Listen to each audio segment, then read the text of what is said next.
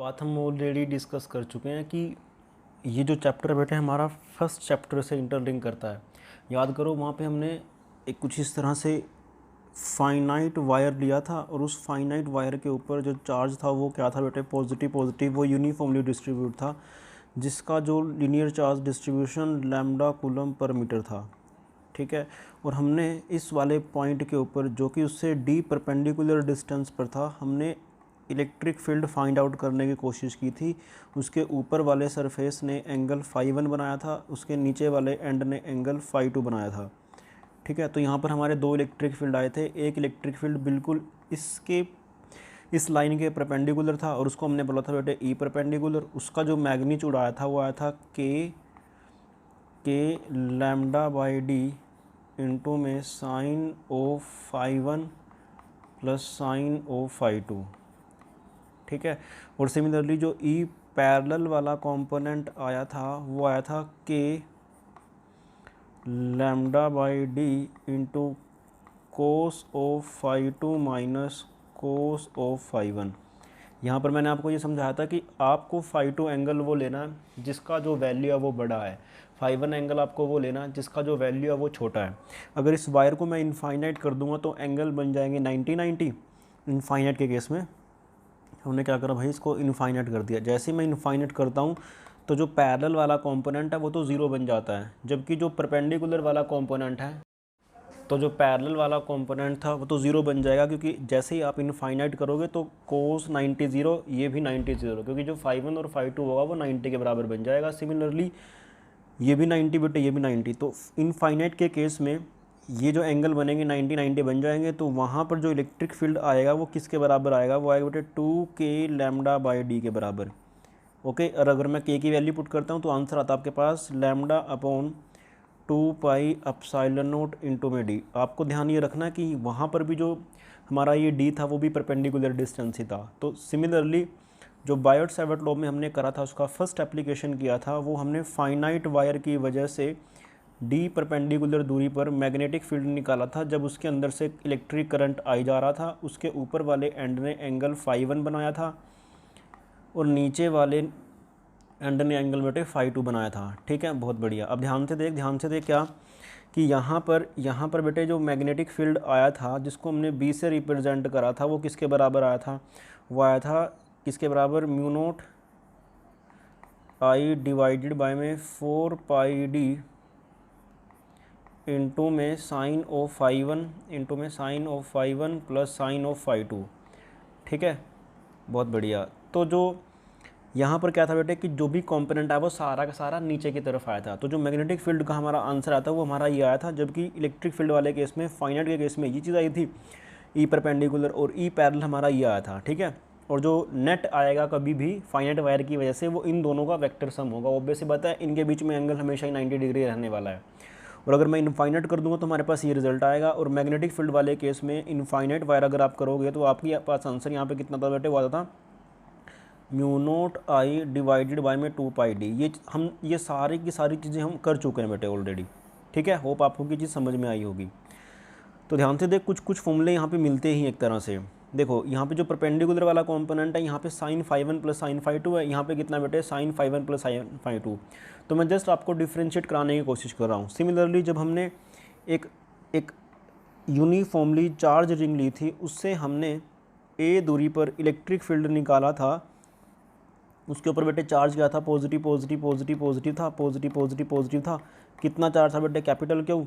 तो यहाँ पर जो इलेक्ट्रिक फील्ड आया था उसका रेडियस कितना था बेटे, आर था। तो जो इलेक्ट्रिक फील्ड आ रहा था वो किसके बराबर आ रहा था बेटे, K Q X divided by में R square plus X square उसकी पावर 3/2। सिमिलरली अगर मैं एक करंट कैरिंग कॉइल लेता हूँ, ए दूरी पर मैग्नेटिक फील्ड फाइंड आउट करने की कोशिश करता हूँ, तो जो रिज़ल्ट आया था हमारे पास, याद करो बेटे, आया था म्यू नोट, यहाँ पे इसका रेडियस कितना बेटे कैपिटल आर है, म्यू नोट आई, इसके अंदर से आई करंट फ्लो कर रहा है, mu naught I R square divided by में 2 into R square plus X square उसकी पावर 3/2। हमारे पास ये वाला रिजल्ट आता। ठीक है, तो मैं यहाँ नहीं कहूँगा कि दोनों के दोनों आपस में लगभग मैथ से तो नहीं कर रहे हैं। क्यों? क्योंकि अगर मैं इस वाले पॉइंट को सेंटर पर लेकर के जाऊँगा तो इलेक्ट्रिक फील्ड आपका ज़ीरो बन जाएगा। सॉरी, यहाँ पे ए आएगा, यहाँ पर भी ए आएगा, ए स्क्वायर आएगा, हमने इसको एक्स मान लिया, डोंट वरी। तो जब मैं इस वाले पॉइंट को यहाँ पर करूँगा तो डेफिनेटली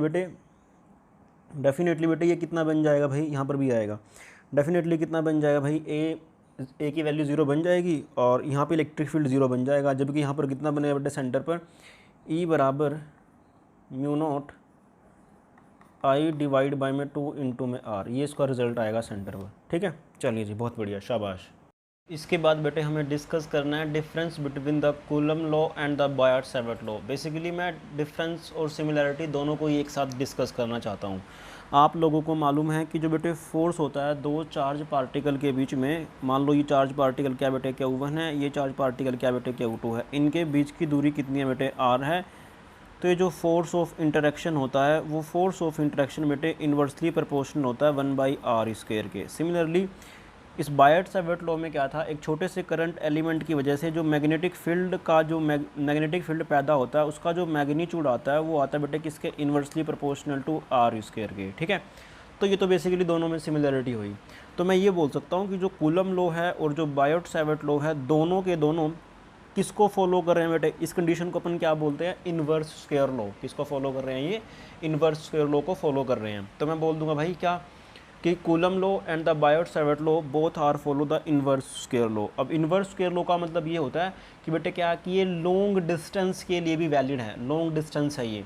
ठीक है, इन द सेंस कि आप जितना मर्जी दूर चले जाओ करंट एलिमेंट से या फिर इन दो चार्जेस के, इनके बीच में हमेशा ही कूलम फोर्स या फिर करंट एलिमेंट की वजह से जो मैग्नेटिक फील्ड आएगा वो डेफिनेटली आने वाला है। ठीक है, या फिर ऐसा मान लें कि इलेक्ट्रिक फील्ड अगर फोर्स इन्वर्सली प्रोपोर्शनल है तो डेफिनेटली इलेक्ट्रिक फील्ड भी बेटे क्या इन्वर्सली प्रोपोर्शनल है, इसमें तो कोई शक वाली बात नहीं है। ठीक है, बहुत बढ़िया। अब जो दूसरा है, अब दूसरा जो डिफरेंस है बेटे, मतलब ये तो फर्स्ट होगा, आप इसको सिमिलरिटीज़ में काउंट कर सकते हो। अब जो दूसरी चीज़ मैं आपको बताना चाह रहा हूँ, मैं ये बताना चाह रहा हूँ कि बेटे ये जो इलेक्ट्रिक फील्ड है या फिर जो इलेक्ट्रिक फोर्स है वो किसकी वजह से पैदा हो रहा है, वो पैदा हो रहा है बेटे चार्ज की वजह से। किसकी वजह से बेटे, चार्ज की वजह से। और ये चार्ज क्या है, एक तेरी स्केलर क्वांटिटी है बेटे, क्या है, एक स्केलर क्वांटिटी है। सिमिलरली ये जो मैग्नेटिक फील्ड है वो किसकी वजह से पैदा हो रहा है बेटे, वो पैदा हो रहा है करंट एलिमेंट की वजह से। किसकी वजह से, करंट एलिमेंट की वजह से। अब करंट जो एलिमेंट है तेरा वो कितना बेटे, वो है तेरे पास I इंटू में DL, ये तेरा है, इसकी वजह से हो रहा है। और ये तेरी क्या है, वेक्टर क्वांटिटी है, ये क्या तेरी भाई वेक्टर क्वांटिटी है। ठीक है, इसमें तो कोई शक वाली बात नहीं है। ओके जी, बहुत बढ़िया।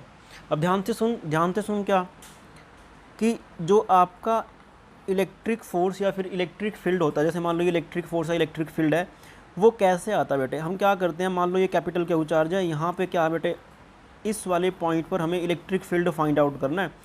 तो जो इलेक्ट्रिक फील्ड होगा वो definitely along the line joining of, हम क्या करते हैं इलेक्ट्रिक फील्ड फाइंड आउट करने के लिए जिस पॉइंट पे हमें इलेक्ट्रिक फील्ड फाइंड आउट करना है वहाँ पे मैं 1 कूलम का चार्ज रख देता हूँ और दोनों के बीच में फोर्स फाइंड आउट कर देता हूँ बेटे में। तो इस कैपिटल Q चार्ज की वजह से इसके ऊपर जो इलेक्ट्रिक फील्ड होगा इस वाले पॉइंट के ऊपर वो कैसे होगा बेटे, अलोंग द लाइन ज्वाइनिंग। ठीक है, क्योंकि ये कैपिटल Q चार्ज इस 1 कूलम चार्ज के ऊपर फोर्स लगाएगा, कैसे लगाया बेटे, अलोंग द लाइन ज्वाइनिंग, वही आपका क्या बनने वाला, इलेक्ट्रिक फील्ड बनने वाला है। ठीक है, बहुत बढ़िया, शाबाश। अब यहाँ पर जो मैग्नेटिक फील्ड पैदा होता है बेटे वो DL वेक्टर और R वेक्टर के प्लेन के परपेंडिकुलर होता है। इस चीज़ में तो कोई शक वाली बात नहीं है, ये चीज़ भी हम आसानी से डिस्कस कर चुके हैं। ठीक है बेटे, बहुत बढ़िया। ध्यान से सुन। फोर्थ जो पॉइंट है वो क्या कहता है, वो कहता है क्या कि भाई यहाँ पर थीटा का कोई लेना देना नहीं है। ये जो फॉर्मूला आता है इसके अंदर यहाँ पर थीटा बिल्कुल भी नहीं होता है, थीटा के ऊपर डिपेंड ही नहीं करता है। बट जैसे हमारे पास फॉर्मूला ना, F बराबर Q1 Q2 डिवाइड बाय में R², क्या इस वाले फॉर्मूला में कोई थीटा है, बिल्कुल भी नहीं है, थीटा के ऊपर डिपेंड ही नहीं करता बेटे। और यहाँ पर क्या आने वाला है कि जो मैग्नेटिक फील्ड का मैग्नीट्यूड आता है भाई साहब वो किसके बराबर आता है, वो आता है mu naught I divided by में 4 पाई, हमने इसको क्या माना था, R² I DL into sine of theta. Basically ये जो मैग्नेटिक फील्ड है वो थीटा के ऊपर डिपेंड करता है, इस वाले थीटा के ऊपर। थीटा किस के बीच में एंगल है, DL वेक्टर के बीच में और R वेक्टर के बीच में। ठीक है, तो यहाँ पर ये थीटा के ऊपर डिपेंड करता है। चलिए जी, बहुत बढ़िया। यहाँ पर जो K का वैल्यू है बेटे वो क्या है, यहाँ पर जो K का वैल्यू है वो कितना बेटे, K is equal to 1/4 pi 4 pi epsilon naught, और यहाँ पर ये जो कांस्टेंट आता है वो कितना आता है बेटे, वो आता है म्यू नॉट अपॉन 4 पाई। मैं आप लोगों को कुछ समझाना चाहता हूँ यहाँ से, क्या कि भाई साहब मैंने क्या करा, एप्सिलॉन नॉट ले लिया बेटे, कितना ले लिया, एप्सिलॉन नॉट यहाँ से लिया और म्यू नॉट यहाँ से ले लिया। मैंने क्या करा, दोनों की मल्टीप्लाई कर दी। जैसे मैं मल्टीप्लाई करता हूँ, आप लोगों को मालूम है कि म्यू नॉट का वैल्यू कितना होता है, वो होता है 10 की पावर -7 इंटू में 4 पाई, और एप्सिलॉन नॉट का वैल्यू होता है बेटे कितना, वो होता है 8.85 इंटू 10 की पावर -12। जब आप लोग इसको सोल्व करते हो ना, तो इसका आंसर आता है 1/3 इंटू 10 की पावर 8, इस वाले टर्म का स्क्वायर। तो ध्यान से देख, 3 इंटू 10 की पावर 8 है क्या चीज़ है भाई साहब, ये है स्पीड ऑफ लाइट, जिसको अपन किससे रिप्रेजेंट करते हैं, c से रिप्रेजेंट करते हैं, स्मॉल c से, तो 1/c²। तो कहने का मतलब ये है कि जो बेटे c² होता है वो किसके बराबर होता है, 1/μ0 इंटू एप्सिलॉन नॉट। तो यहाँ से जो c का वैल्यू आता है, मतलब स्पीड ऑफ लाइट जो आती है, वो कितना होता है बेटे, 1/√μ0 इंटू एप्सिलॉन नॉट के बराबर आती है। अब आप कहोगे सर ये चीज़ तो मैग्नेटिक फील्ड से आई है, ये चीज़ किससे आई है बेटे, इलेक्ट्रिक फील्ड से आई है, और ये चीज़ क्या बेटे, ये तो स्पीड ऑफ लाइट है। एक्चुअल में बेटे जो लाइट है ना, वो आपका एक इलेक्ट्रोमैग्नेटिक वेव है। क्या है वो, इलेक्ट्रोमैग्नेटिक वेव है, जो कि आपका चैप्टर नंबर 8 है।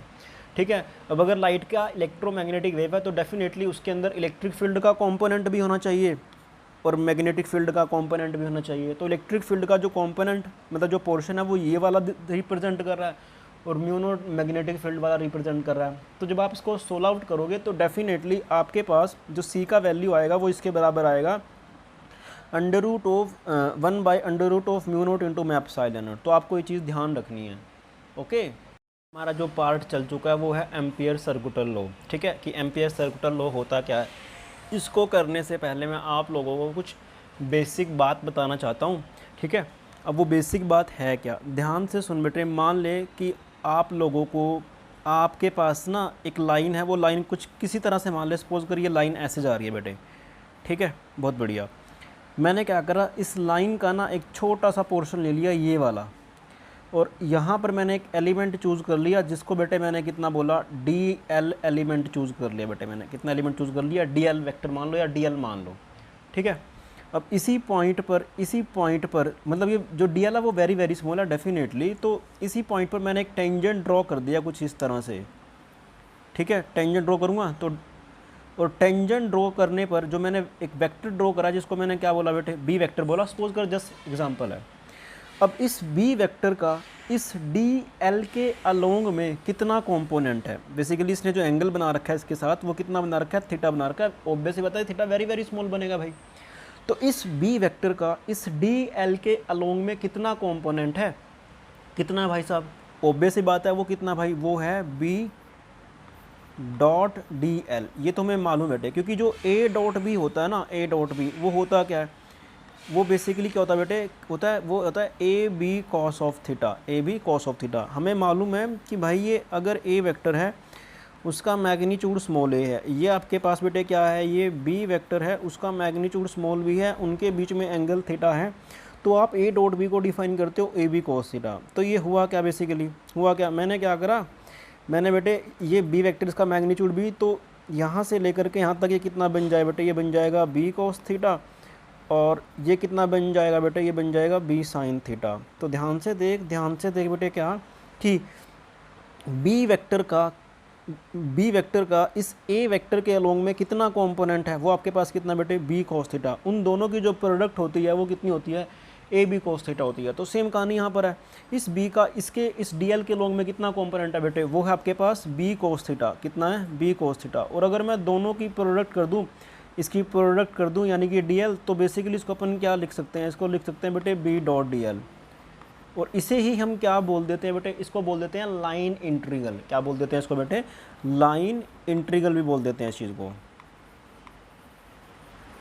मतलब product of the line integral समझने की कोशिश करियो कि product of the one vector along another vector is known as the line integral. Basically A.B या फिर dot product of two vector को अपन हमने किससे डिफाइन कर रखा है बेटे, लाइन इंटीग्रल से डिफाइन कर रखा है। ओके, अब ये लाइन इंटीग्रल कहाँ पर यूज़ होता है एम्पियर सर्कुलर लॉ में, वो आपको अब समझ में आ जाएगा। एम्पियर सर्कुलर लॉ को हम डिफाइन करने की कोशिश करते हैं कि एम्पियर सर्कुलर लॉ होता क्या है। ध्यान से देख, इमेजिन कर कि भाई ये एक वायर है, ऐसे ये वायर है बेटे, ऐसे जस्ट ये मैंने डॉट इसलिए रिप्रेजेंट करा कि ये करंट कैरिंग वायर है। क्या भाई, ये करंट कैरिंग वायर है और इसमें से जो करंट आ रहा है ना वो ऊपर की तरफ आ रहा है, मतलब इस प्लेन के परपेंडिकुलर है और करंट ऊपर की तरफ आ रहा है, ठीक है ऐसे। तो सोच के देख भाई, इमेजिन कर, जस्ट इमेजिन कर क्या कि मैंने बेटे ये क्या है, मैं यहाँ लिख देता हूँ कि ये क्या है, एक तरह से ये करंट कैरिंग वायर है। क्या भाई, ये करंट कैरिंग वायर है जिसके अंदर से जो करंट आ रहा है वो ऊपर से नीचे की, मतलब नीचे से ऊपर की तरफ आ रहा है, मतलब ऊपर की तरफ आ रहा है ऐसे, ठीक है। इस तरह से करंट आ रहा है, टू टू टू ऊपर की तरफ करंट आ रहा है ऐसे, ठीक है, बहुत बढ़िया। मैंने क्या करा, इस वायर से ना आर दूरी ले लिए। क्या ले ली बेटे, आर दूरी ले ली। अगर मैं इस वायर से आर दूरी पे मैग्नेटिक फील्ड की डायरेक्शन चेक करूँगा तो कैसे निकालेगा भाई, हमें तरीका मैंने आपको सिखा रखा है कैसे निकालोगे। आप कैसे निकालने वाले हो भाई, उसको निकालने के दो तरीके हैं। पहला तो डीएल क्रॉस आर है, ठीक है।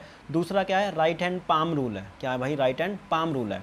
तो मान लो बेटे कि आपका डी एल वेक्टर ऐसे है, ऊपर जा रहा है क्योंकि करंट आपका ऊपर की तरफ फ्लो रहा है, जिसमें से करंट कितना फ्लो रहा है बेटे, आई करंट फ्लो रहा है, ठीक है, बहुत बढ़िया। और आर वेक्टर तेरा उस तरफ है, तो अगर तू डी एल क्रॉस आर करेगा तो जो तेरा मैग्नेटिक फील्ड आएगा वो इस डायरेक्शन में आएगा, मतलब इस वाले वेक्टर के और इस वाले वेक्टर के प्लेन के परपेंडिकुलर, तो डेफिनेटली वो कुछ उस डायरेक्शन में आने वाला है, ठीक है, बहुत बढ़िया। तो जो मैग्नेटिक फील्ड आएगा बेटे वो कैसे आने वाला है, वो कुछ इस तरह से आने वाला है। देखिए यहाँ पर आने वाला मैग्नेटिक फील्ड बी, कितना आने वाला है बेटे, वो मैग्नेटिक फील्ड बी आने वाला है, ठीक है, वो एक तरह से वेक्टर क्वांटिटी है। सिमिलरली अगर मैं इसी वायर से आर दूरी पे जाऊँ तो आर दूरी फिर से ये भाई, आर दूरी पे जो मैग्नेटिक फील्ड बनेगा फिर से भाई साहब वो डी एल, आपके पास डी एल ऊपर की तरफ, आर ऊपर की तरफ, उनके प्लेन के परपेंडिकुलर करो, डी एल क्रॉस आर करोगे तो उधर बनेगा, तो मैग्नेटिक फील्ड तेरा इस तरह से बनने वाला। देखो ध्यान से, अगर मैं आर दूरी पर यहाँ पर लूँगा तो मैग्नेटिक फील्ड बेटा तेरा इस तरह से बनेगा। आर दूरी बेटे मैं यहाँ पर लूँगा तो मैग्नेटिक फील्ड जो बनेगा तेरा डेफिनेटली भाई इस तरह से बनेगा, ठीक है। आप इसको राइट हैंड पाम रूल से भी कर सकते हो। देखिए करंट ऊपर की तरफ जा रहा है, तो जिस पॉइंट पे आपको मैग्नेटिक फील्ड लिखना है तो पाम जो होगा आपका वो डायरेक्शन देने वाला मैग्नेटिक फील्ड का, तो ये किसका डायरेक्शन बन जाएगा भाई, मैग्नेटिक फील्ड का डायरेक्शन बन जाएगा। इस तरह से अगर मैं आर दूरी पर मैग्नेटिक फील्ड निकालने की कोशिश करता हूँ तो उस मैग्नेटिक फील्ड का जो मैग्नीट्यूड आएगा बेटे वो कितना आएगा, बी आएगा, और जो मैग्नेटिक फील्ड आएगा उसको मैं बी वेक्टर से लिखूँगा और वो हर बार इस तरह से आएगा। ध्यान से देख, अगर मैं एक सर्कल ट्रेस कर लेता हूँ जिसका रेडियस कितना बेटे आर है, जिसका रेडियस कितना बेटे आर है, देखिए मैंने एक सर्कल ट्रेस कर लिया जिसका रेडियस कितना बेटे आर है, तो ये देखिए सर्कल ट्रेस कर लिया मैंने यहाँ पर ऐसे। तो डेफिनेटली हर पॉइंट के ऊपर जो मैग्नीट्यूड होगा मैग्नेटिक फील्ड का वो तो बी होगा, बट जो डायरेक्शन होगी ना वो हमेशा ही टेंजेंट टू द सर्कल बनने वाली है। देखिए ऐसे कुछ इस तरह से, यहाँ पर अगर मैं डिनोट करता हूँ तो यहाँ पर कुछ इस तरह से आएगा, यहाँ पर बेटे क्या आएगा, कुछ इस तरह से आएगा, ठीक है, बहुत बढ़िया बहुत बढ़िया। अब ध्यान से सुन, ये जो सर्कल बना एक तरह से तेरा क्या बन गया भाई, लाइन बन चुका है। ये क्या बन चुका है, लाइन बन चुका है। तो मैंने इस लाइन पे एक छोटा सा एलिमेंट ले लिया है, ये वाला बेटे। तो डेफिनेटली बेटे ये इसको जो मैंने माना, कितना माना मैंने बेटे, डी एल एलिमेंट मान लिया। कितना मान लिया भाई, डी एल एलिमेंट मान लिया, ठीक है, बहुत बढ़िया। तो ये जो डी एल एलिमेंट है और जो बी वेक्टर है बेटे, अब अगर आपको मैं बोलता हूँ कि इस बी का इस डी एल के अलोंग में कितना कॉम्पोनेंट है, ध्यान से सुन, इस बी का इस डी एल के अलोंग में कितना कॉम्पोनेंट है, तो आप फटाफट से बोलोगे sir B dot D L है, ठीक है। और अगर मैं जितने भी मेरे मैग्नेटिक फील्ड हैं उन सबको इस लाइन के अलोंग में, जितने भी मेरे मैग्नेटिक फील्ड आ रहे हैं, जैसे ये मैग्नेटिक फील्ड आ रहा है बेटे, मैग्नीट्यूड बी आ रहा है, ये सारे के सारे, अब अगर मैं इन सब का कॉम्पोनेंट इस लाइन के अलोंग में लेकर आने की कोशिश करूं तो वो कितना होगा, सोच के देख। एक मैग्नेटिक फील्ड का एक डीएल एलिमेंट के साथ जो कंपोनेंट आता है वो बी डॉट डीएल आता है। तो मुझे तो सबका चाहिए भाई, सबका करने के लिए मतलब मुझे जोड़ना पड़ेगा डेफिनेटली। जोड़ने के लिए मैं क्या करने वाला हूँ बेटे, इंटीग्रेशन करने वाला हूँ। क्या करने वाला हूँ बेटे, मैं इसका इंटीग्रेशन करने वाला हूँ। ओके, बहुत बढ़िया, शाबाश। अब ध्यान से देख, हमने कर दिया बेटे इंटीग्रेशन। तो जितने भी हमारे बी थे, मैग्नेटिक फील्ड थे, उन सबका डीएल के अलोंग में कितना कंपोनेंट आएगा, वो ये वाला आएगा। तो एम्पियर सर्कुलर लॉ, अच्छा इसी को अपन क्या बोलेंगे, इसको अपन क्या बोलेंगे बेटे, line integral of magnetic field. क्या बोलेंगे इसको बेटे, line integral of the magnetic field. तो जितना भी मैग्नेटिक फील्ड का इस लाइन के अलोंग में इंटीग्रल था, मतलब लाइन इंटीग्रल था, ये जो टर्म होगी ये बराबर होगी किसके, ये बराबर होगी बेटे किसके, mu naught times of the, mu naught times of the, ध्यान से सुनिए statement, mu naught times of the total current flow inside this loop, total current flow inside this बेटे close loop, basically inside this loop या फिर inside this close loop. और इसके अंदर से कितना करंट फ्लो करवा रखा बेटे हमने, आई करंट फ्लो का रखा है। तो यहाँ पर हमारे क्या आ जाएगा, आई आ जाएगा। और यही किसका स्टेटमेंट है, एम्पियर सर्कुलर लॉ का स्टेटमेंट है कि the line integral of the magnetic field along a close loop is equal to mu naught times of the total current flow inside that loop. तो ये क्या है बेटा, ये टोटल करंट है। यहाँ पे मैं टोटल लिख देता हूँ कि उस लूप जो आपने मानी है उसके अंदर से कितना करंट फ्लो कर रहा है, वही चीज़ है भाई साहब। ये थोड़ा सा और मॉडिफाई करने की कोशिश करते हैं ना बेटे, तो यहाँ पे ना मैं एक गोला डाल देता हूँ। ये गोला किसको रिप्रेजेंट करता है बेटे, ये रिप्रेजेंट करता है क्लोज लूप को, हमारी ये वाली जो क्लोज लूप है। तो डेफिनेशन जो करेक्ट बनता है वो क्या बनता है, the line integral of the magnetic field around a close loop is equal to mu naught times of the total current flow inside that loop. ठीक है, मतलब ये वाली जो क्वांटिटी आएगी वो इसके बराबर आएगी। ठीक है, बहुत बढ़िया। अब ये चीज़ किसको रिप्रेजेंट कर रही है, जो हमने लूप बनाई है ना क्लोज, इसको अपन बोलते हैं एम्पीरियन लूप। क्या बोलते हैं इसको भाई, एम्पीरियन लूप भी इसको बोल देते हैं बेटे। क्या बोलते हैं इसको बेटे, एम्पीरियन लूप बोल देते हैं। ठीक है, बहुत बढ़िया, शाबाश। हम इसका जो एम्पियर सर्कुलर लॉ है, इसका जो प्रैक्टिकल एप्लीकेशन है वो क्या क्या है वो डिस्कस करने की कोशिश करेंगे। तो फर्स्ट एप्लीकेशन है magnetic field due to the current carrying infinite wire. हालांकि इनफाइनाइट वायर की वजह से मैं बायोट सेवर्ट लॉ की हेल्प से भी मैग्नेटिक फील्ड आर दूरी पे निकाल चुका हूँ। और वो आंसर कितना था बेटे, था म्यू नॉट आई अपॉन में 2 पाई आर। ठीक है, आर, और बेसिकली वो आर क्या थी, परपेंडिकुलर दूरी थी। वहाँ पे हमने स्मॉल डी माना था, मुझे मालूम है, डोंट वरी, यहाँ पे मैं आर मान के चल रहा हूँ, कोई दिक्कत वाली बात नहीं है। अब सोच के देख भाई क्या है कि सपोज कर बेटे ये इनफाइनाइट वायर है जिसके अंदर से जो करंट जा रहा है ना, मतलब ये जो इनफाइनाइट वायर है वो इस वाले प्लेन के परपेंडिकुलर है और करंट तेरा बाहर की तरफ आ रहा है। तो मुझे क्या करना है भाई, मुझे क्या करना है, मुझे इससे स्मॉल आर दूरी पे क्या निकालना है भाई, मैग्नेटिक फील्ड निकालना है। तो डेफिनेटली भाई, डेफिनेटली जिस पॉइंट पर मुझे मैग्नेटिक फील्ड निकालना है ना, तो मैं क्या करूँगा बेटे, वहाँ पे एक क्लोज लूप ड्रॉ कर लूँगा।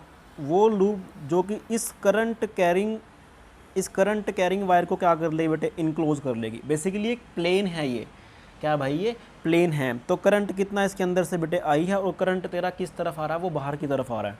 तो अगर मैं डायरेक्शन निकालने की कोशिश करता हूँ राइट हैंड पाम रूल से या जिस मर्जी रूल से, तो इस वाले पॉइंट पर जो डायरेक्शन आएगा मैग्नेटिक फील्ड का वो बेटे कुछ इस डायरेक्शन में आने वाला है, वो क्या बेटे, बी है। सिमिलरली इसी वाले पॉइंट पर मैंने एक छोटा सा एलिमेंट ले लिया, कितना लिया भाई, उसको मैंने कितना माना बेटे, डीएल माना। कितना माना, डीएल माना। ध्यान से देखिए जो डीएल आएगा और जो बी आएगा, दोनों के बीच में एंगल हमेशा ही 0 डिग्री बनेगा। ठीक है, क्योंकि मैंने दोनों को टेंजेंट, दोनों का जो डायरेक्शन है वो कैसा है बेटे, टेंजेंट टू द, जब हमने एक close loop Amperian loop draw करी है वहाँ पर है। तो डेफिनेटली थीटा की वैल्यू इन दोनों के बीच में कितनी है भाई, 0 डिग्री है। ठीक है, बहुत बढ़िया, शाबाश।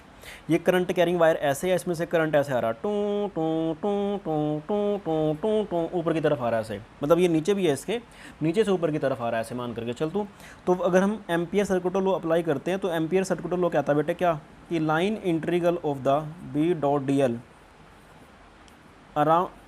Around a close loop is equal to mu naught times of the total current enclose inside that loop. तो टोटल करंट कितना है भाई, यहाँ पर है आई आपके पास, बहुत बढ़िया। इनके बीच में बी और डी एल के बीच में एंगल कितना है भाई, वो है 0 डिग्री। कितना है, 0 डिग्री। आप लोगों को मालूम है कि ए डॉट अगर मैं बी करता हूँ तो आएगा भाई वो ए का मैग्नीट्यूड, बी का magnitude into cos of theta. Cos 0 degree कितना होता है बेटे, 1 होता है। तो डेफिनेटली 1 होने की वजह से वो कितना आंसर देगा बेटे, B into D L into cos of 0, तो कोस ऑफ 0 1, तो कितना आंसर है, बी इंटू में डी एल आ गया। किसके बराबर आएगा भाई, ये आएगा mu naught times of the total current enclose inside that loop. ध्यान से देखो, मुझे तो मैग्नेटिक फील्ड फाइंड आउट करना है, तो मैग्नेटिक फील्ड ये हो गया भाई, ये आपके पास क्या आ गया, ये डी एल आ गया भाई, उसका इंटीग्रेशन आ गया भाई, बहुत बढ़िया, शाबाश, equal to mu naught times of the I आ गया भाई, बहुत बढ़िया। अब देखो ये इंटीग्रेशन किसका भाई, इस डी एल का है, किसका इंटीग्रेशन है, इस डी एल का है। अब डी एल तो क्या, हमने बहुत सारे D L D L D L D L D L D L D L D L D L D L D L D L में तोड़ लिया था इस लूप को। तो जब हमने इसको large number of D L D L D L D L D L में तोड़ लिया था, तो क्या हुआ था भाई, आप उन सब डी एल को इंटीग्रेट करोगे तो डेफिनेटली आपके पास इस सर्कल का क्या आ जाएगा, एक सर्कमफ्रेंस आ जाएगा। तो सर्कमफ्रेंस कितना होता है बेटे, वो होता है 2 पाई स्मॉल आर। कितना होता है, 2 पाई स्मॉल आर। वो किसके बराबर होता है, वो होता है म्यू नोट इंटू आई के बराबर। यहाँ से जो मैग्नेटिक फील्ड आता है वो किसके बराबर आता है बेटे, mu naught I divided by में 2 पाई आर। हमारा जो रिज़ल्ट पहले आया था बायोट सावर्ट लॉ की हेल्प से, तभी भी हमारे पास बेटे ये वाला रिज़ल्ट ही आया था, तो उसमें घबराने वाली बात नहीं है। अब आप कहोगे सर हमें कौन से वाले से करना है, अगर उसने एग्ज़ाम में डिफ़ाइन ही नहीं किया कि आपको जस्ट फाइंड आउट करने के लिए बोला कि किसी इनफाइनाइट वायर की वजह से आपको मैग्नेटिक फील्ड फाइंड आउट करना है, तो चाहे तो आप बायोट सावर्ट लॉ का हेल्प लो, चाहे सेंटर पे, मतलब ये सेंटर पे, सेंटर कह रहा हूँ, इनफाइनाइट वायर से आर दूरी पे, चाहे तो आप बेटे बायोट सावर्ट लॉ का हेल्प लो, चाहे आप एम्पियर सर्कुलर लॉ का हेल्प लो, तो उसको जस्ट फाइंड आउट करने से मतलब है। ये किसकी वजह से मैग्नेटिक फील्ड आया, due to current carrying infinite wire की वजह से आया। ठीक है, बहुत बढ़िया। तो इसका फर्स्ट एप्लीकेशन है बेटे ये। इसके बाद बेटे जो नेक्स्ट एप्लीकेशन है वो है मैग्नेटिक फील्ड हमें फाइंड आउट करना due to infinite current carrying cylinder की वजह से। ठीक है, कैसे कह रहा हूँ भाई साहब मैं, हमारे पास एक सिलेंडर दिया गया, वो क्या बेटे इनफाइनाइट है और यूनिफॉर्मली इसके अंदर से करंट फ्लो कर रहा है ऐसे। सपोज कर ये सिलेंडर है बेटे, बहुत बढ़िया, शाबाश। अगर ये सिलेंडर है तो इसमें से पूरे में से करंट फ्लो कर रहा है बेटे, कितना आई करंट फ्लो कर रहा है, स्मॉल आई करंट मान ले, और ये क्या है इनफाइनाइट सिलेंडर है ऐसे। ठीक है, तो पहला मेरा ये काम है कि मुझे कहाँ पे मैग्नेटिक फील्ड फाइंड आउट करना है बेटे, बाहर किसी पॉइंट पर मैग्नेटिक फील्ड फाइंड आउट करना है। तो उसको करने के लिए अपन क्या क्या करेंगे भाई, एम्पियर सर्कुलर लॉ की हेल्प लेंगे। तो वो सबसे पहले सपोज कर कि भाई इसका जो रेडियस है वो कितना है, स्मॉल ए है। कितना बेटे, स्मॉल ए है। और जब भी आपको मालूम है कि फिजिक्स में अपने को डिस्टेंस लेना होता है वो कहाँ से लेना होता है बेटे, सेंटर से। तो सपोज कर यहाँ से लेकर के यहाँ तक की दूरी कितनी है बेटे, आर है। तो मुझे मैग्नेटिक फील्ड फाइंड आउट करना है एम्पियर सर्कुलर लॉ की हेल्प से। तो मैं क्या करूँगा, जिस पॉइंट पे मुझे मैग्नेटिक फील्ड फाइंड आउट करना है, तो सिलेंडर बेटे आपका यहाँ पर रखा हुआ है, तो आप क्या, जैसे सिलेंडर ये है, तो आप क्या करो, एक क्लोज लूप बना लो जो इस सिलेंडर को क्या कर ले, इनक्लोज कर ले, मतलब इस पॉइंट से पास करती हुई एक क्लोज लूप बना लो बेटे।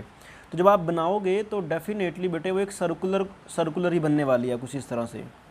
क्या बनने वाली है बेटे, एक सर्कुलर है। जैसे मान लो ये सिलेंडर है ना, इस सिलेंडर से को हमने किससे इनक्लोज कर दिया बेटे, एक क्लोज लूप से इनक्लोज कर दिया।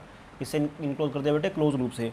और अगर मान ले मैं इसको बिल्कुल ऊपर वाले पॉइंट ऑफ व्यू से देखता हूँ, तो ऊपर वाले पॉइंट ऑफ व्यू से आपको कुछ इस तरह से नज़र आएगा। देखो कि यहाँ पर जो करंट आएगा ना, इसका एक सिलेंडर का हमें ये वाला पोर्शन नज़र आएगा। अगर मैं बिल्कुल टॉप व्यू देखता हूँ इसका, तो ये कौन सा व्यू है भाई, ये टॉप व्यू है। कौन सा है ये, टॉप व्यू है बेटे। ये इस सिलेंडर का जो रेडियस है वो कितना बेटे, ए है।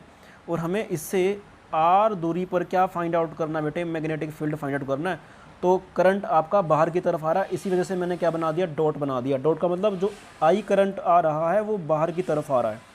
तो अब अपन क्या करेंगे भाई, हम क्या करेंगे, एक क्लोज लूप बना देंगे। अब क्लोज लूप बनाएंगे तो डेफिनेटली ये जो क्वेश्चन होगा हमारा, बिल्कुल हमारा किसकी तरह बन जाएगा बेटे, एक वायर की तरह बन जाएगा। कैसे कि ये करंट ऐसे आ रहा है बेटे बाहर की तरफ, तो ध्यान से देख कि मैग्नेटिक फील्ड भी इसी तरफ बनेगा और आपका जो डी एल एलिमेंट बनेगा वो भी आपका सेम ही बनने वाला है। तो एम्पियर सर्कुलर लॉ बोलता है बी डॉट बेटे D L, line integral of B dot D L is equal to mu naught time of the total electric current flow inside that loop. ठीक है, तो इस लूप के अंदर से कितना करंट फ्लो करा बेटे, वो आई करा, तो यहाँ पे मैं स्मॉल आई डाल दूंगा। तो फिर से वही कहानी है, इसमें कोई शक वाली बात नहीं है। बी बराबर B into D L into cos of theta, इसका इंटीग्रेशन है बेटे, क्योंकि एंगल तो जीरो है। तो कितना करंट फ्लो कर रहा है, म्यू नॉट इंटू आई कर रहा है। तो कहानी फिर से सेम चलने वाली है, B integration of D L equal to mu naught times of the total current inside that loop. तो जब आप डी एल को जोड़ोगे तो डेफिनेटली आपके पास कितना आंसर आएगा, 2 पाई आर आएगा। तो बी बराबर B into 2 pi small R equal to mu naught into में आई। तो जब आप इसको सोल्व करने की कोशिश करोगे तो आपके पास आंसर आएगा mu not I divided by में 2 पाई आर, जो कि हमारा किसकी वजह से भी आया था, एक इनफाइनाइट वायर की वजह से भी जो मैग्नेटिक फील्ड आया था वो आया था बेटे। इसका मतलब ये है कि मैं किसी सिलेंडर, अगर मेरे पास इनफाइनाइट सिलेंडर है, क्या मेरे पास इनफाइनाइट सिलेंडर है, इस लाइन को तो लिख ले बेटे। अगर आपके पास इनफाइनाइट सिलेंडर है और आप इनफाइनाइट सिलेंडर के बाहर किसी पॉइंट पर मैग्नेटिक फील्ड निकालना चाहते हो ना, तो वो मैग्नेटिक फील्ड किसके बराबर आएगा बेटे, वो आएगा इनफाइनाइट वायर के बराबर। इसका मतलब ये बनता है कि आप किसी सिलेंडर को, करंट कैरिंग इनफाइनाइट सिलेंडर को एक वायर की तरह चूज़ कर सकते हो। कब? जब आपको मैग्नेटिक फील्ड कहाँ निकालना है बेटे, बाहर निकालना है। तुझे अगर ध्यान होगा, हमने इलेक्ट्रिक फील्ड में भी हमने कुछ ऐसा किया था। हमने बेटे एक स्फीयर लिया था, होलो स्फीयर लिया था, उसके ऊपर हमने चार्ज दिया था बेटे कितना, कैपिटल क्यू। कितना चार्ज दिया था, कैपिटल क्यू, जिसका रेडियस कितना था, आर था। तो अगर मान लो मुझे उससे आर दूरी पे, स्मॉल आर दूरी पे इलेक्ट्रिक फील्ड निकालना था, वो आंसर आ जाता बेटे कितना, के क्यू बाय स्मॉल आर इसके। और सिमिलरली अगर मैं कोई चार्ज लेता हूँ, चार्ज से आर दूरी पर मैग्नेटिक फील्ड, इलेक्ट्रिक फील्ड निकालने की कोशिश करता हूँ, तो आंसर आपका सेम ही आएगा। इसका मतलब ये है कि आप इस स्फीयर को एक पॉइंट चार्ज की तरह बिहेव कर सकते हो। कब? जब आपको इस स्फीयर के बाहर इलेक्ट्रिक फील्ड निकालना हो। तो सेम कहानी वो चीज़ यहाँ पर भी इम्प्लीमेंट हो रही है। होप आप लोग ये चीज़ अच्छे से समझ में आई होगी। तो ये तो हमने कहाँ पे डिस्कस करा बेटे, हमने इनसाइड डिस्कस करा है, सॉरी आउटसाइड डिस्कस करा है। ये कि जो आपका मैग्नेटिक फील्ड आया है वो आउटसाइड कितना आया है, वो हमने अच्छे से चर्चा कर ली। अब मैं बात करता हूँ इनसाइड, मतलब इस सिलेंडर के अंदर कितना मैग्नेटिक फील्ड आएगा। ओके, मैं ये मान करके चल रहा हूँ कि सिलेंडर क्या बेटे, होलो नहीं है। और अगर मान लो होलो होता है तो होलो के अंदर अपन जब एम्पियर लूप ड्रॉ करेंगे तो उसमें से कोई करंट नहीं जाएगा, क्योंकि सारा करंट तो फिर सरफेस से फ्लो कर जाएगा।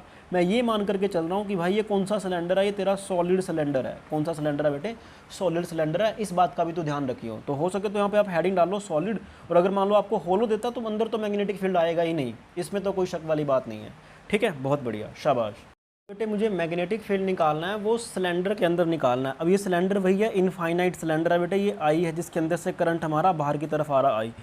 तो मुझे इससे स्मॉल आर दूरी पे क्या निकालना है बेटे, मैग्नेटिक फील्ड निकालना है। तो डेफिनेटली मैं ये बोल सकता हूँ कि जो आपका आर है ना वो लेस देन है ए से। लेस देन ए से मतलब कि जो आपका सिलेंडर था उसका जो रेडियस था, ये सिलेंडर है बेटे, ध्यान रखना इस बात का। ठीक है, मैं इसका टॉप व्यू देख रहा हूँ जस्ट समझाने के लिए। तो ध्यान से देख, जिस पॉइंट पे अपने को निकालना है आप वहाँ पे क्या करते हो, एम्पीरियल लूप ड्रॉ कर लेते हो। तो अब हमें जो करंट देखना है ना, केवल हमें इस वाले पोर्शन की वजह से देखना है। क्यों? क्योंकि एम्पीरियल लूप ने केवल ये वाला पोर्शन ड्रॉ करा है। ध्यान से सुन, अब हमें यहाँ से अगर करंट निकालना पड़ जाएगा तो हम कैसे निकालेंगे। आप लोगों को मैंने एक टर्म बताई थी जिसको हमने बोला था बेटे करंट डेंसिटी। वो किसके बराबर था, current flow per unit area. तो इस सिलेंडर का जो एरिया था वो कितना था बेटे, मतलब टॉप व्यू वाला एरिया था वो कितना था, pi R square. Pi R square मतलब पाई ए स्क्वायर। अब अगर मान लो इस करंट डेंसिटी का सिग्निफिकेंस क्या था कि जितने एरिया के अंदर से मुझे करंट निकालना है, मैं क्या करूँगा, इस जे की मल्टीप्लाई उस एरिया से कर दूंगा। तो आप क्या करो, इस वाले, अगर आपको यहाँ से करंट चाहिए, इस वाले पोर्शन में से करंट चाहिए, तो सपोज कर कि वो आया करंट तेरे पास आई डैश, किसके बराबर आया बेटे, वो आएगा जे इंटू इसका एरिया। इसका एरिया कितना है भाई, पाई इंटू में स्मॉल आर स्क्वायर है। तो जे की वैल्यू है आई अपॉन पाई ए स्क्वायर इंटू में बेटे कितना आएगा, पाई आर स्क्वायर। बहुत बढ़िया, शाबाश, पाई ने पाई को उड़ा दिया। तो जो करंट फ्लो कर रहा है कितना कर रहा है भाई, वो कर रहा है आई इंटू में आर स्क्वायर डिवाइडेड बाय में ए स्क्वायर। ठीक, होप आपको ये चीज़ समझ में आएगी। इसको इक्वेशन नंबर 1 मान ले। अब मैं क्या करता हूँ, फिर से वही कहानी कि भाई मैं एम्पियर सर्किट लॉ अप्लाई कर देता हूँ। यही उसी डायरेक्शन में भी आएगा। उसी डायरेक्शन में क्या आने वाला है भाई, आपके पास क्या आने वाला है, डीएल का डायरेक्शन आने वाला है। तो इसमें तो कोई शक वाली बात नहीं है। ये आपका क्या बेटे, एम्पियर सर्किट लॉ बन गया। तो ये बी डॉ डी एल कितना है बेटे, mu naught times of the total current inside that loop. तो टोटल करंट इनसाइड हमें पता है कितना है बेटे, हमारी तो एम्पीरियन लूप ये वाली है, ये वाली है। तो अगर ये एम्पीरियन लूप है तो एम्पीरियन लूप में से जो टोटल करंट फ्लो कर रहा है वो आई डैश फ्लो कर रहा है। तो यहाँ तक तो कोई सेम है बेटे, कोई दिक्कत वाली बात नहीं है। बी इंटीग्रेशन ऑफ, मैं स्टेप को खा रहा हूँ, equal to mu naught into I inside कितना बेटे, वो आपके पास आई डैश है। कितना है वो, आई डैश है डेफिनेटली। तो डी एल कितना बनेगा बेटे, D L D L D L D L D L D L D L का इंटीग्रेशन आप करोगे तो डेफिनेटली इस वाले सर्कल की सर्कमफ्रेंस बन जाएगी। तो b into 2 pi small r equal to mu naught times of the total current. Total current कितना भाई, वो है i इंटू में r स्क्वायर डिवाइडेड बाय में a स्क्वायर। यहाँ पर r है, यहाँ पे r स्क्वायर है, तो एक r उसको मार देगा। तो आपके पास जो मैग्नेटिक फील्ड आएगा वो किसके बराबर आएगा, वो आएगा म्यू नोट i इंटू में r डिवाइडेड बाय में 2 पाई ए स्क्वायर आ जाएगा आपके पास आंसर। ठीक है, बहुत बढ़िया, शाबाश। ध्यान से देख, यहाँ पे जो मैग्नेटिक फील्ड है ना वो डायरेक्टली प्रोपोर्शनल है किसके, आर के। किसके है, आर के। बेटे इसका ग्राफ प्लॉट, और जो हमने जब बाहर निकाला था तो वहाँ पे आया था बेटे क्या, इन्वर्सली प्रोपोर्शनल टू 1/r। ठीक है, तो अगर मान लो मैं ग्राफ प्लॉट करने की कोशिश करूँगा तो यहाँ पर आएगा मैग्नेटिक फील्ड, यहाँ पर बेटे मैंने क्या ले लिया, स्मॉल r ले लिया। ठीक है, तो स्मॉल r आपका इस साइड में है, ये आपका क्या है बेटे, a है, a क्या है, उसका रेडियस है। तो जब उसका रेडियस कितना था बेटे, अगर हम r का वैल्यू लेते हैं लेस देन a, तो उस टाइम हम अंदर हैं, अंदर मतलब मैग्नेटिक फील्ड डायरेक्टली प्रोपोर्शनल है r के, तो यहाँ तक तो आएगा ऐसे बेटे। जैसे ही हम a को क्रॉस करेंगे तो a को क्रॉस करते ही हम बाहर आ जाएंगे, तो यहाँ पर क्या बेटे, r is greater than capital है, वहाँ पर इन्वर्सली प्रोपोर्शनल है। इन्वर्सली प्रोपोर्शनल मतलब कि जो आंसर आएगा आपका कुछ इस तरह से आएगा। ठीक है, ऐसे बेटे। ठीक है, बहुत बढ़िया। तो ये हमारा क्या हो गया, एम्पियर सर्किट लॉ की 2 एप्लीकेशन होगी। अब इसकी 2 बचती हैं, एक तो है टॉरॉइड और एक है सोलेनोइड की वजह से मैग्नेटिक फील्ड, वो हम नेक्स्ट वीडियो में करेंगे।